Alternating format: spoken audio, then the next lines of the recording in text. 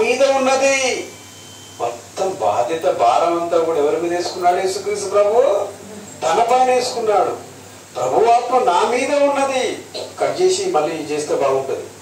బీదలకు సువార్త ప్రకటించుటకై ఆయనను అభిషేకించను.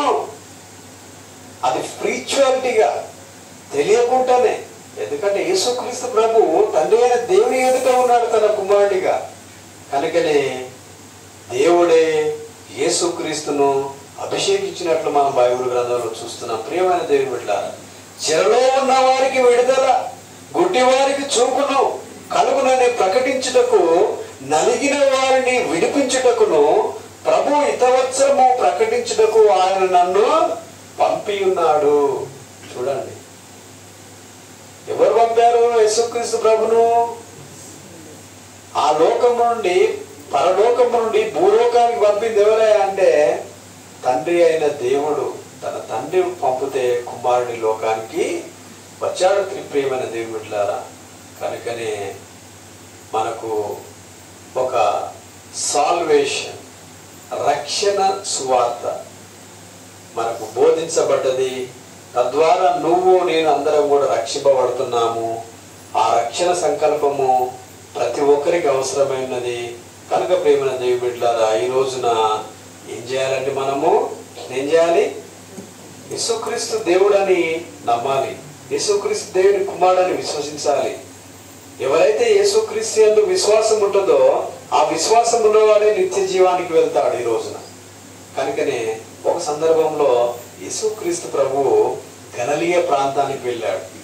గలిలయ ప్రాంతానికి వెళ్ళినప్పుడు అక్కడ వాక్యాన్ని బోధిస్తున్నాడు. బోధించే క్రమంలో అక్కడ చూడండి ఒకసారి 31వ వచనం, 4వ అధ్యాయము 31వ వచనం చూడండి ఒకసారి.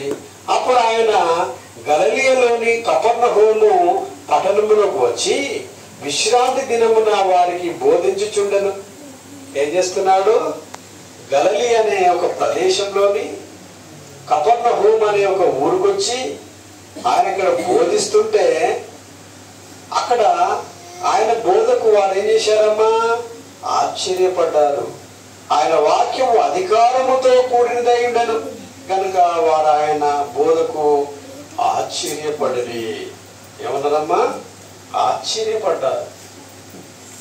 ఎక్కడిది ఈయనకి ఇంత అధికారము అని ఆశ్చర్యపడ్డాడు కపెర్నహూము ప్రజలంతా కూడా. నిజమే అండి. ఒక వ్యక్తి, అనాధికారం ఉన్న వ్యక్తి వచ్చేసి ఏం చేస్తాడు? ఈ ఫ్యాన్ బంద్ చేసి, లైట్ బంద్ చేసి, అది బంద్ చేస్తే ఈడెవడరా బాబు, ఈడికి వచ్చి ఈ లైట్లు ఆఫ్ చేస్తాడు, ఈయనకి ఇంత అధికారం ఎక్కడది అని మనం అనుకుంటామా అనుకోమా?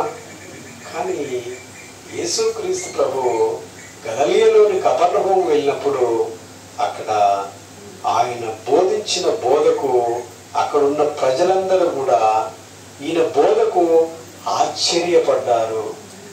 What a wonderful word of God అనుకున్నారు. దేవుని వాక్యం ఎంత బాగా బోధిస్తున్నాడు ఇతను, ఆశ్చర్యపడ్డాడు.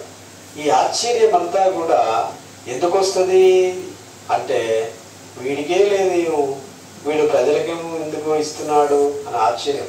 వీడికి ఎక్కడి నుంచి వస్తుంది ఇంత అని ఆశ్చర్యం. ఇతనికే భోజనం లేదు, జనాలకు ఇంత ఇస్తున్నాడేంటి అని ఆశ్చర్యం. ఈయన ఎలా చేస్తాడు అని ఆశ్చర్యం. ఏం చేస్తున్నాడు ఆయన? బీదలకు సువార్త ప్రకటిస్తున్నాడు. ఈ సువార్త ప్రకటించడానికి ఇన్ని బైబిళ్ళు ఎక్కడిది, ఇన్ని ట్రాక్స్ ఎక్కడిది, ఇన్ని పేపర్లు ఎక్కడివి, ఇతనికి ట్రావెలింగ్ ఎక్కడిది, ఈ కార్లో వెళుతున్నాడు, బండిలో వెళుతున్నాడు, ఈ పెట్రోల్ ఖర్చులు ఎక్కడి అని ఆశ్చర్యాన్ని వ్యక్తపరుస్తారు. అలాగే చెరసాల్లో ఉన్న వారికి విడుదల ఇస్తున్నాడు. ఈయనకి ఇంత అధికారం ఎక్కడిది? చెరసాల్లో ఉన్నవాడిని ఈయనకి ఇంత డబ్బులు పెట్టి ఎలా విడుదల చేస్తున్నాడు అని ఆశ్చర్యము కలుగుతుంది. గుడ్డివారికి చూపు వస్తుంది. గుడ్డివారికి చూపు వస్తుందంటే ఈయనకి ఎక్కడిది ఇంత స్వస్థత వరము? ఈ గుడ్డివారికి కూడా, కన్నుడున్న వారికి కూడా కళ్ళు వస్తున్నాయి. ఇంత డాక్టర్ చదివి, ఎంబీబీఎస్ చదివి, మేము ఇంత ఫిజిషియన్ అయ్యి మేము ఇతనికి కళ్ళు తెప్పలేకపోతున్నాము. ఎక్కడ దీనికి ఇంత అధికారము అని ఆశ్చర్యపోతున్నారు. నలిగిన వారిని, దిక్కుబొక్కి లేని వారిని, విధవరాండ్రను, ముసలి వారిని, పేదవారిని,